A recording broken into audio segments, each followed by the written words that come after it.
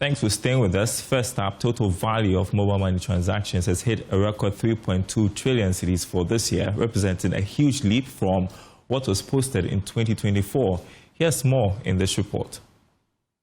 The value of transactions that has been recorded by the various mobile money platforms captured from January to October this year, with that data sent to the Bank of Ghana as regulator of the financial markets in the country.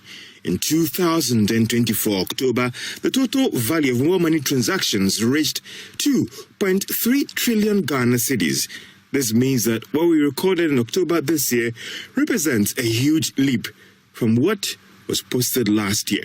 The spike was influenced by more persons adopting the platform for various financial transactions and mode of payment, as well as pushed by the Bank of Ghana and other commercial banks for all of us to go cashless. In terms of month-on-month movement, we have seen transactions going up. For instance, in September, total value of transactions stood at 406 billion Ghana cedis, whilst the amount spiked to 436 billion Ghana cedis in October this year. The Bank of Ghana data also showed that the total mobile money accounts in Ghana ending October at 79 million. While MTN says its decision to create Mobile Money Fintech Limited as an independent entity will deepen financial inclusion and strengthen Ghana's digital payments ecosystem in line with the Bank of Ghana regulations, this was disclosed at the company's 2025 Extraordinary General Meeting in Accra. More in this report.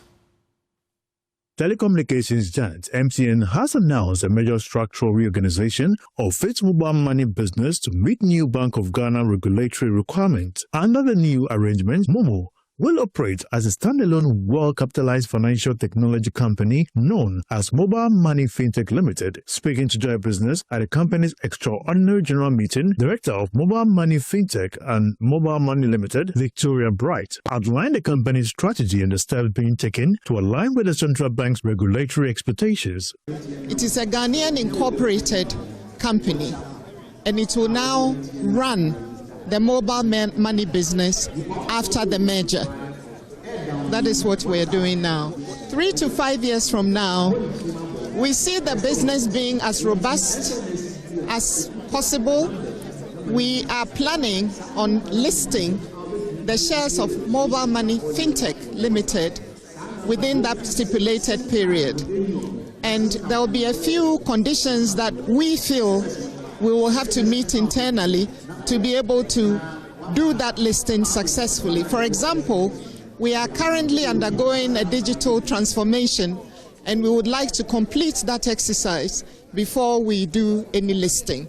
Operationally, we are not yet fully independent from Scancom PLC. So again, we would like to be independent operationally before we do any listing. Chief Executive Officer of Mobile Money Limited, Shaibu Haruna, also reaffirmed the company's commitment to deepening financial inclusion in partnership with the central bank. ECD, as we know it, is essentially having a replica of your fiat currency. For us, it's a great step in the right direction in terms of opening up avenue for Ghanaians to digitally use the currency. So we will be actively supporting Bank of Ghana's initiative to drive financial inclusion and ensure that every single Ghanaian has access to digital spend. I mean, we all know the benefit of this to the economy, because once we are using digital channels to spend, what it means is that we can do things much quicker, and having a very integrated system where whether you have ECD or you have mobile money, we should be able to coexist in deepening financial inclusion in Ghana. The executive decision, which received unanimous approval from MTN shareholders at the Extraordinary General Meeting, forms part of effort to comply with the Payment Systems and Services Act 2019, which requires all electronic money issuers to obtain a license from the central bank. In other news, private sector contributions to SNP pension scheme have reached a record high, with the Bank of Ghana data placing the amount at 517 million cedis. Here's more. Full look at the data showed that over the past years, contributions have been picking up strongly. In January 2023, it stood at just under 300 million cedis. It has, however, been going up to reach this new level, which can be described as the highest over the past 2 years. Again, the total number of private sector pensions contributing to the SNP pension scheme has also gone up significantly over the past years to reach almost 11,000. For a lot of industry persons, it is not just about contributions going up, but the signals it sends when it comes to the state of the private sector. Contributions going up gives an indication about the private sector recovery process. This is because these businesses need to be doing well to meet the obligations to the State Pension Trust when it comes to contributions. Based on this data, it can be projected that business have started picking up after years of some challenges, which in some cases resulted in some shutting down the operations, while others moved to lay off some of the workers. Well, turning to Agric, and in the western region, farmers in the Wassa Memphis West municipality are faced with shrinking farmlands, erratic rainfall, drought, and worsening pest infestation. These challenges are further compounded by impacts of climate change adversely affecting yields and farmers' livelihoods. As an intervention, Recoto Ghana is engaging community stakeholders in a district-level dialogue to push for localized climate adaptation and community-driven solutions. Memphis West municipality is one of the noted centers for cocoa cultivation, as well as food crops like plantain, maize, and cassava. Unbridled activities like illegal mining have left many farmers in the district battling conditions that affect their livelihood and production. Municipal Chief for Agriculture Patience Amwap Frimpong explained the Assembly has failed to roll out climate adaptation strategies due to funding constraints. She described the climate solution intervention by international NGO Recoto as timely as it aligns with the department's vision. Now, because of illegal gold mining, the size of land for farmers to cultivate their various crops has reduced. And also the issue of climate change is also a challenge. Then labor is also a challenge. Then funds to go into farming is also a challenge that farmers are going through. But with Recoto here, some of their activities, they do involve us as a department, and because we are all singing the same song, we are able to achieve a common goal. The community-based adaptation to climate change and advocacy project assembled farmers, traditional leaders, and local government stakeholders to explore local climate impacts, the progress of adaptation interventions, and the introduction of alternative livelihood opportunities. The project is characterized by 3 themes: access to finance, promotion of agroforestry, and establishment of income-generating activities. Project Officer for Recoto, Jonathan Owusu, says the initiative is rooted in aiding rural farming communities in the Memphis municipality to build climate impact resilience. He indicated that the engagement is aimed at presenting climate change risk and discussing recommendations. So first of all, we are looking at how do we put in good and sustainable water systems to support these farmers. And also we are looking at how we can move in to support them to practice or adapt agroforestry. Well, we know that with agroforestry, it is going to protect their farms, provide a little shade to the farms, and also ensure that the farms become resilient to climate change and related issues. So we are also looking at how to also promote access to finance. How are we going to support these farmers to be able to have access to finance? And based on that, the project is helping us to establish, we've been able to establish 20 village savings and loans, which is helping the farmers to be able to save. And some farmers indicated that the village savings and loan scheme has already become a lifeline. From the SAVS LN by you see, me, Madaka Socrano, when we say Minister Corano, 3,000 a year do our Madakan. And we say, Yedicano, Yusicasem, Abuama Yusicasem, Acoso. For Joy News, my name is Clinton.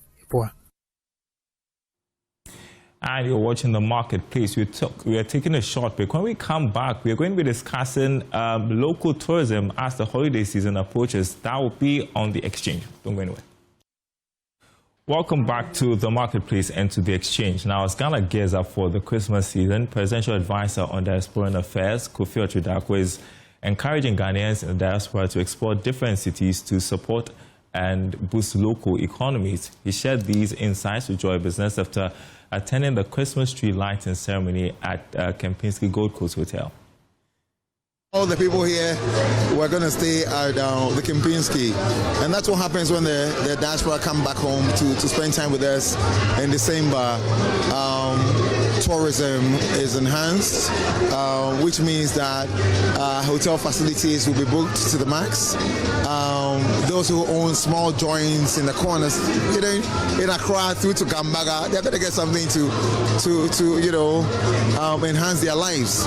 And we also want to enhance or motivate people to live beyond Accra, but go to different parts of the country to make sure that December in Ghana is not December in Accra, but it's spread across different parts of the country. That's why we're having events in Kumasi. I'm sure you probably saw just about a week ago, the Honorable Minister in charge of tourism was in the Ashanti region to highlight some of the iconic places in the Ashanti region. Throughout the year, we've seen what's happened in the Volta region. My brother, Deputy CEO of Ghana Tourism Authority, together with his team and the CEO herself, were in the Volta region to project the Volta region. And essentially, that's what it is. We want to go beyond just focusing on Accra, but going to different parts of the country and also being intentional, going beyond Accra and, projecting Ghana from January through till December.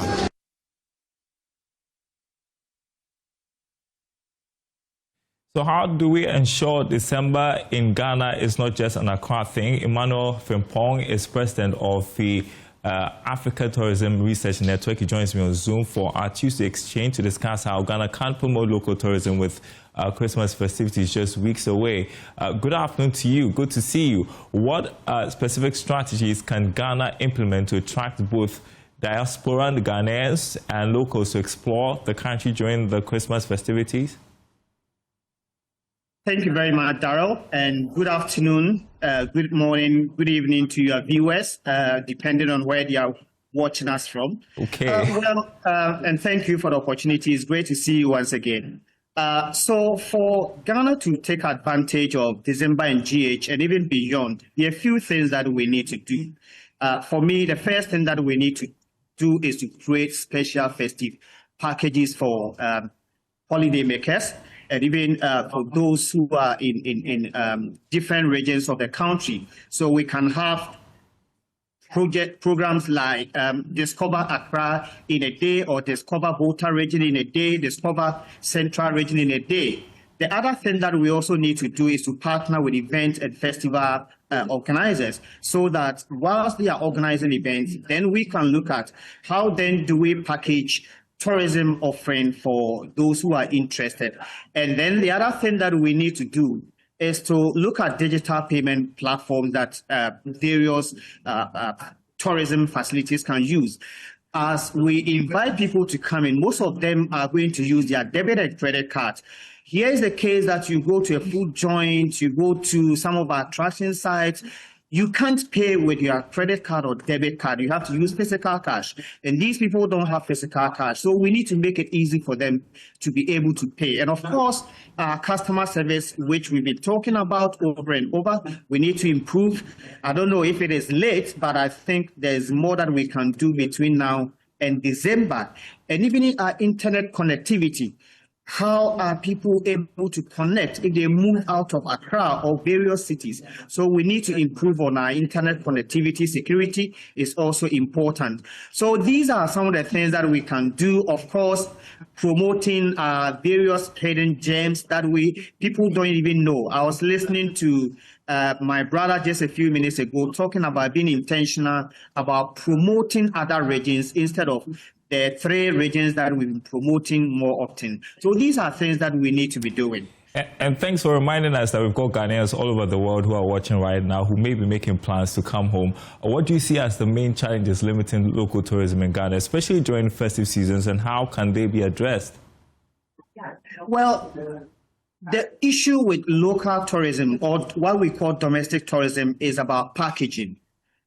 In Ghana, most of our tourism offerings are quite expensive. Hotels are expensive. Most of the hotels are expensive. So local people are not able to patronize. And again, the other thing is that people don't even know where to go. We are not promoting, we are not marketing destinations in Ghana. So people have no idea that even within the communities that they live, there are places that they can explore, there are things that they can visit. People in Abri, around Abri, you go to Cape Coast Castle, there are people who live there, have never experienced there. You come to Accra, people in Jamestown have no idea what the tower, the lighthouse is about, what Kwame Nkrumah Memorial Park is about. So we need to be able to market what we have to locals so that they can begin to also explore, and also package it in such a way that it doesn't become too expensive for them, so that with 200, 300, somebody can take a family somewhere and have fun. And how can the local communities, I mean, you talk about the fact that we are not publicizing these local tourist sites enough, but how can the local communities and small businesses be engaged to benefit from increased tourism during Christmas? Sorry, Darryl, come again. I'm asking how the local communities and small businesses can be better engaged to benefit from increased tourism during this holiday season. Well, I think the Ghana Tourism Authority, the Ministry of Tourism, and all other agencies must be intentional about bringing all these local communities, facilities together to educate them, to help them to know the offerings, what we have, and the small businesses, how they can also improve on their businesses. Because if an international tourist comes into the country, they want an experience. They want to go to the local communities. They want to eat with them. They want to stand on the roadside and eat. They want to buy something that is local. They don't want to eat at a restaurant where they've been doing wherever they are coming from. So we need to be able to educate them to understand the business aspect of what they are doing, so that if you are cooking wache on the street, it is not just cooking and selling. How do you package it? How do you also approach a tourist in a way that you project good customer service? So these are things that we need to be improving on and engaging these local communities. Incentives or programs could encourage Ghanaians living abroad to participate more in local tourism during the holidays. Sorry, Darryl, I missed it. Yes, I'm asking what incentives or programs could encourage Ghanaians living abroad to participate more in local tourism. Interestingly, around this time, almost everyone is about coming to Ghana or thinking of what I can do to enjoy myself. So they don't need a lot of motivation. What they need is that we need to have packages that will entice them, that will be attractive to them, that when they come, they will have an experience that they haven't had before. And even if it's an experience that they've had before, it becomes something that will add on to what they've experienced before. So we don't have to do much in terms of attracting them. They want to come. What we really need to do is to make the experience an authentic one, so that when they come, if I want to pay with my card, it is easy for me to pay. I don't have to be running around looking for ATM machine or somewhere to change money. Okay. If it is customer service, we are getting that. Yeah, last question. I know tourism is a big deal elsewhere. We are trying really hard here in Ghana. So how can the country ensure that increased tourism during the festive season supports long-term economic growth without harming our local culture or the environment? We've got 30 seconds on this one. Well, I think what we need to do as a country is to look at how do we offer tourism as an alternative to whatever we have here, and be intentional about it and have policy. We do not have tourism policy at this moment. Without it, we are not going to do much. So we need to have a tourism policy that will guide us as to what to do in a country to promote tourism. All right. Thank you so much, Emmanuel Frimpong. I appreciate your time here on the marketplace. Just looking forward to the Christmas week as well. Hopefully I'll be off.